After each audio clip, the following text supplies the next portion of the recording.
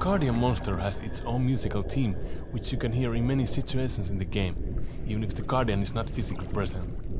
Actually, it's more like a noise sound than a certain melody, and I played it with my bassoon. The theme has many forms, and this one is almost a direct sound coming from the instrument.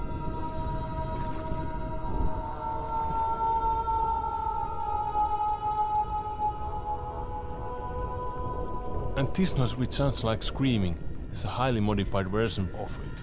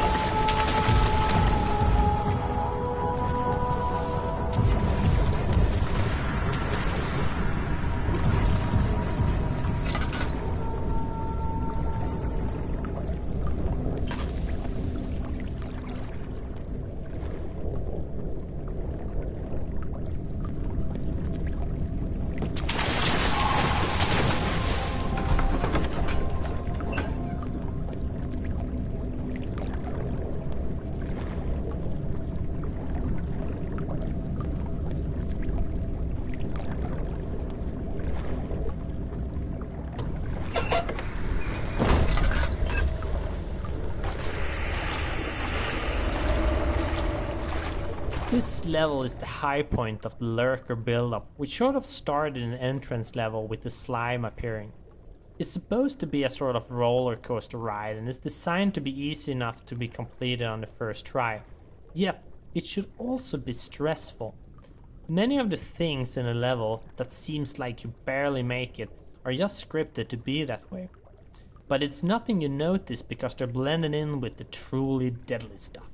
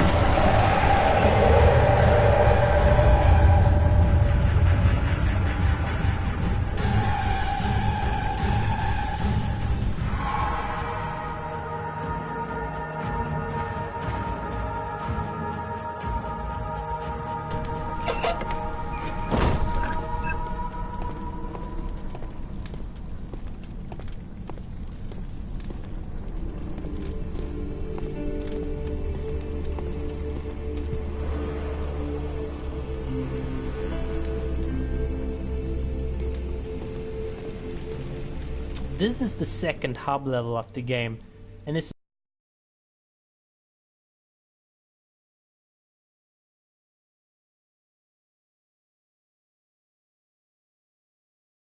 supposed to give some contrast to the stressful lurker encounter. We think building up contrast like this is extremely important for the horror mood. Only by seeing a bright level can you appreciate the dark one, and so on. If you do not do this, player will get used to the stuff and the effect will lessen greatly.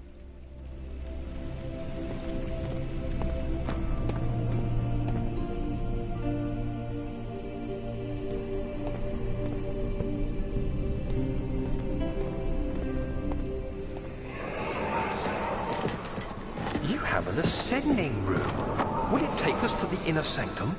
It will definitely take care of the vertical part of our journey. So, you have ridden an elevator before?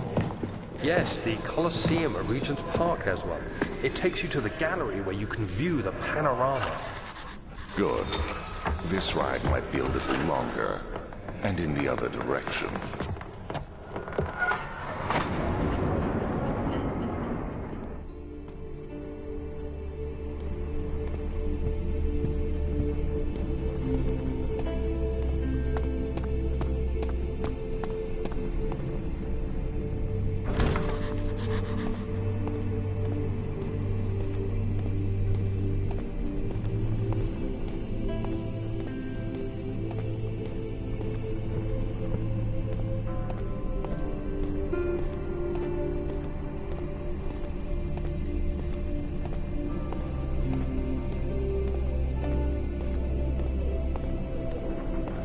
In the original pitch, Herbert was a fairly important character, but it didn't really reflect in the games, so we tried a few different things to incorporate him, but it never really made any sense. Herbert was important to Daniel's background, but in the end he didn't have any impact on the story happening right now, that is, the conflict between Daniel and Alexander. So most of his things was cut during the last stage of production.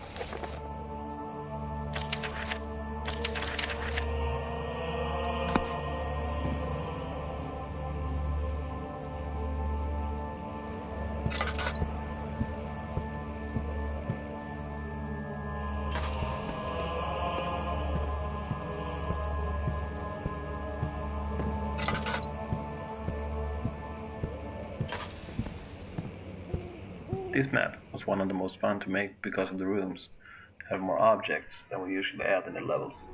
I think the first two rooms was pretty good, just because of this. But we can't add this many objects in every room in the game, because that would, first of all, be very demanding on your PC's performance, and a lot of our players doesn't have gaming rigs. Secondly, it wouldn't make sense if every room or corridor was a storage. We also try very hard to vary the levels and rooms as much as we can do. This level was also the first time in the game the player had any contact with the outside. So for this part I had to make a couple of different wall pieces, a pine tree and a breakable version of the window. And I can talk a little bit more about the breakable window here.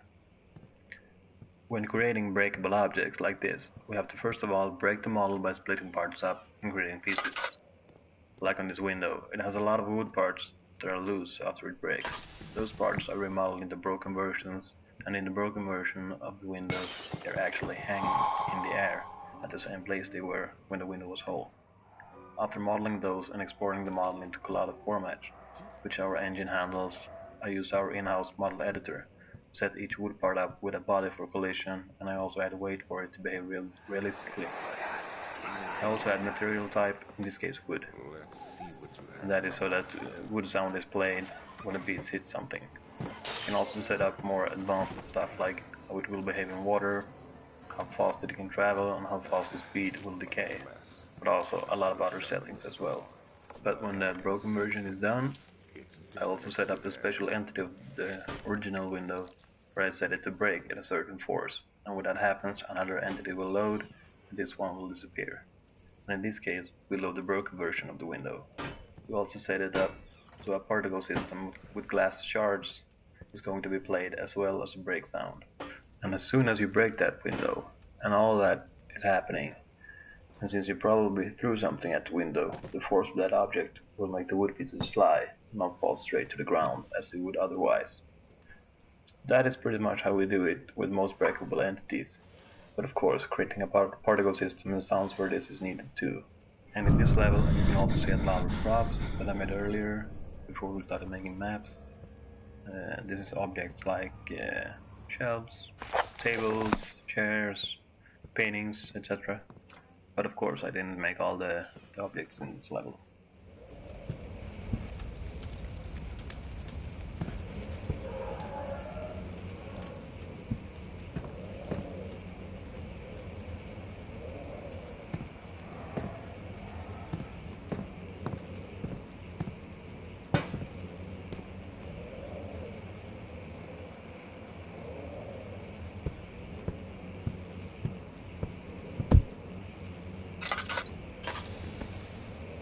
This map was one of the most fun to make because of the rooms have more objects than we usually add in the levels. I think the first 2 rooms was pretty good just because of this. But we can't add this many objects in every room in the game because that would, first of all, be very demanding on your PC's performance, and a lot of our players doesn't have gaming rigs. Secondly, it wouldn't make sense if every room or corridor was a storage room. We also try very hard to vary the levels and rooms as much as we can do. This level was also the first time in the game the player had any contact with the outside.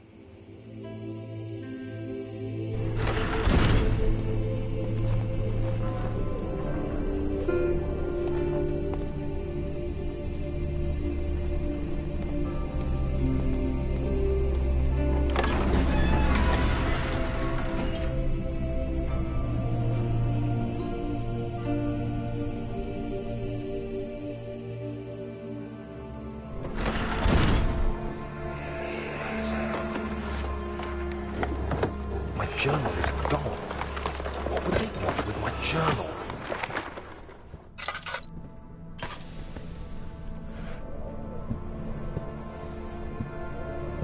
Daniel is a pretty complicated character to write for, as we didn't want the player to feel that they were losing control by having feelings imposed on them. After the amnesia kicks in, everything which is Daniel is essentially gone. The player is the new Daniel, and he should be able to act the way he pleases, and even reject it. Daniel is a pretty complicated character to write for, as we didn't want the player to feel that they were losing control by having feelings imposed on them. After the amnesia kicks in, everything which is Daniel is essentially gone. The player is the new Daniel, and he should be able to act the way he pleases, and even reject his own background as he discovers it. That is why everything concerning Daniel is flashbacks. Even the diary entries are read as what is being told is happening right now. That is, it is the old Daniel telling the story, and not the player reading it.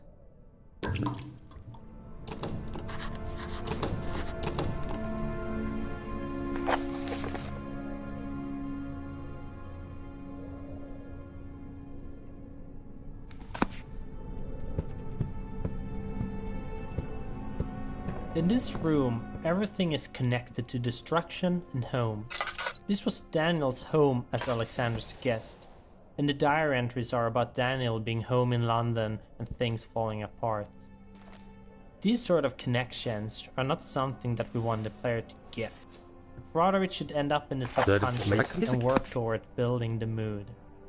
Also worth noting is this focus, as explained in the commentary of Wine Cellar, where we want the player's attention on a certain aspect. We hope this makes the story clearer.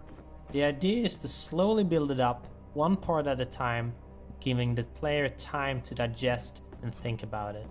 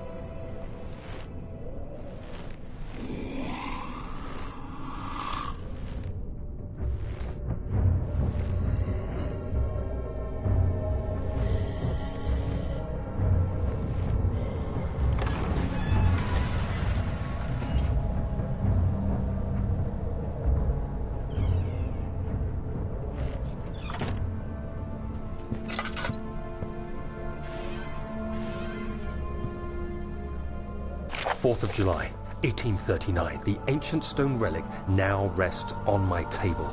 It's immaculate.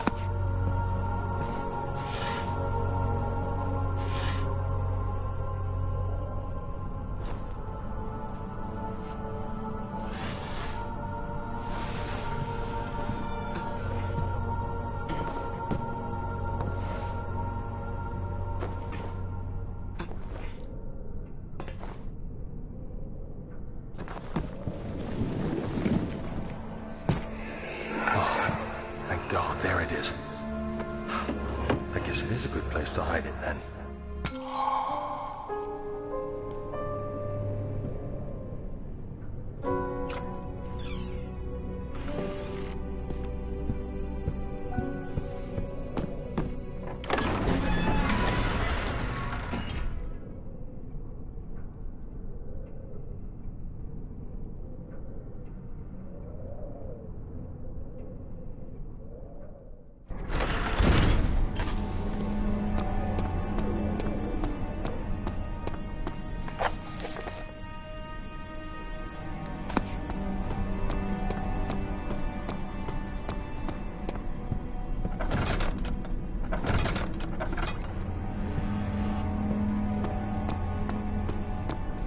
When I first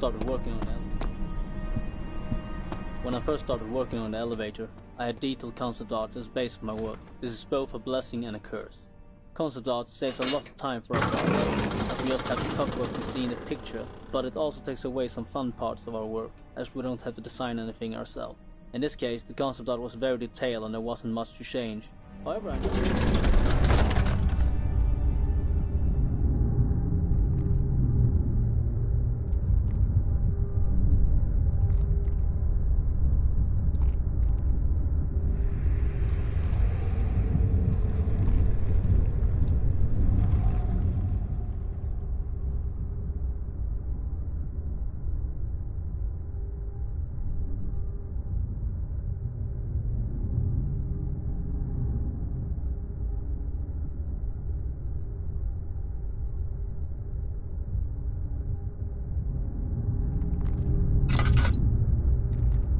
This is another one of those contrast levels, this time calming the player down for what will happen once the elevator is finally running. The map is still dark though, giving a bit of foreboding for what is about to happen.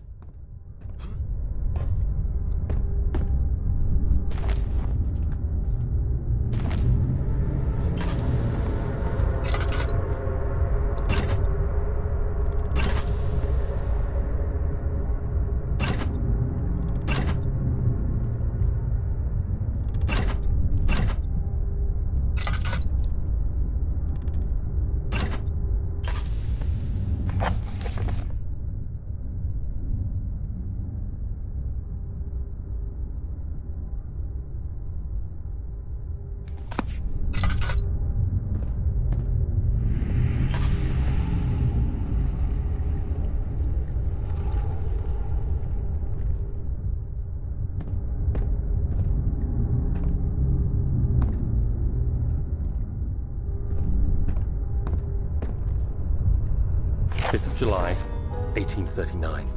Today I went to the university looking for answers. I was able to sneak into Herbert's office and pick up an address book along with some relevant textbooks. Professor Taylor at the faculty. As I was leaving, I overheard a disturbing conversation.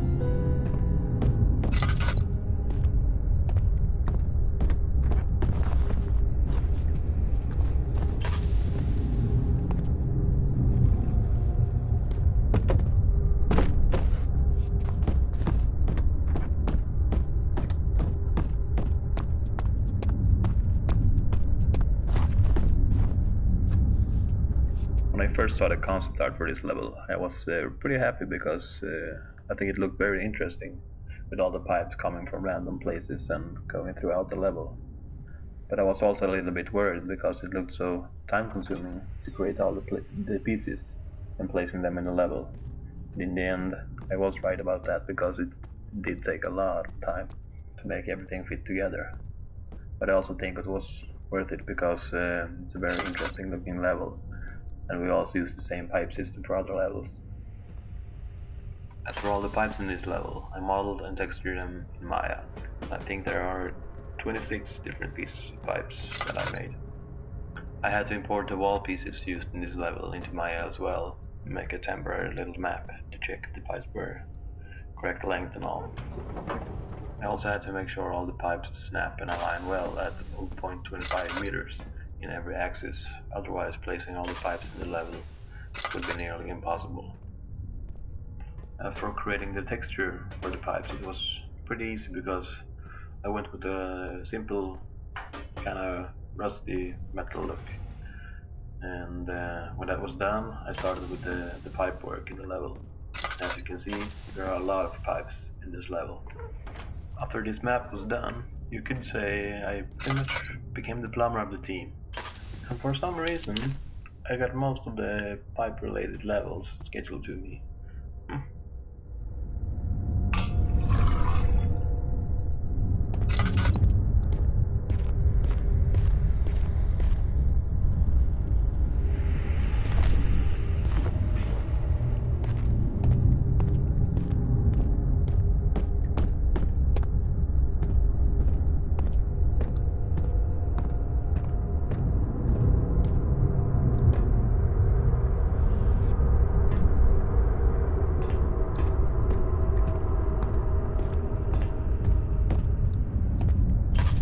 14th of July, 1839. Today, what am I as I write?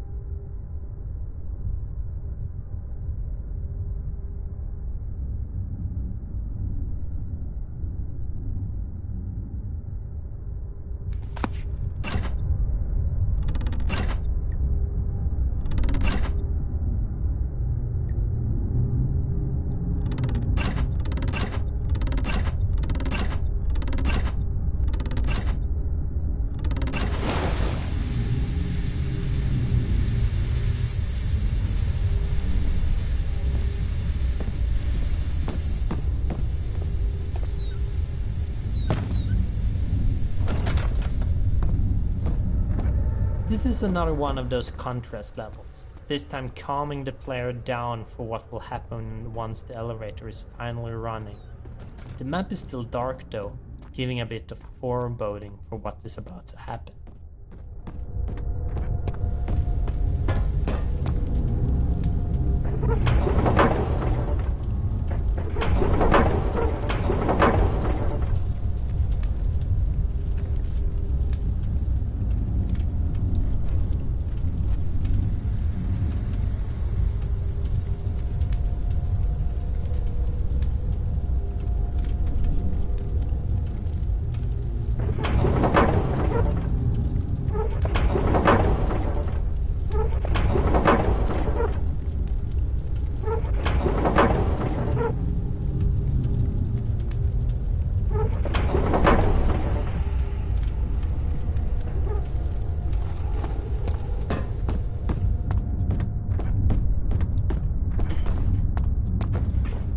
Hi.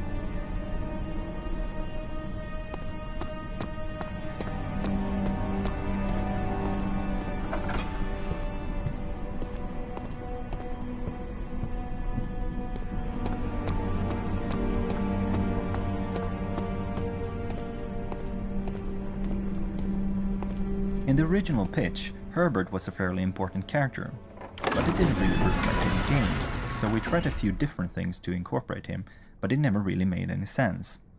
Herbert was important to Daniel's background, but in the end he didn't have any impact on the story happening right now, that is, the conflict between Daniel and Alexander.